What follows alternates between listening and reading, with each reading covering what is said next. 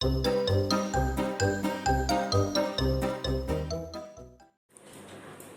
making this DIY, you will need a leaf which is semi-dry. You can choose any leaf from your garden.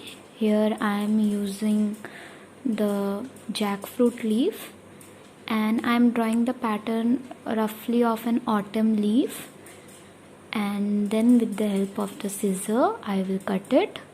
Remember, this DIY that we are making, it is only for one day.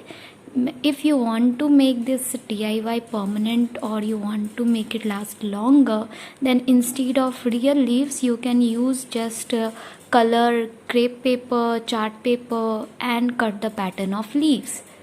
The steps will be same, just instead of real leaves you have to use the paper one to make the leaves false, and it will stay permanent.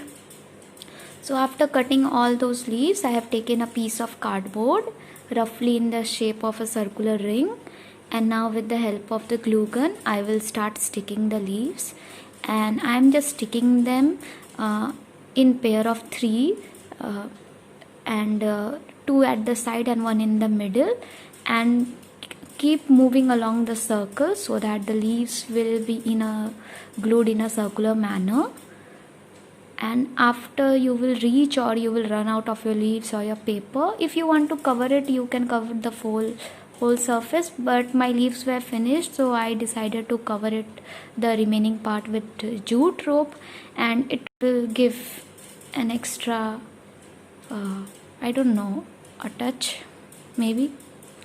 So I decided to wrap the remaining part with the jute rope, and in the end it was looking very nice, so it was a good decision. So after tying the remaining part with the jute rope, now I have to decide where I want to put my hanging part.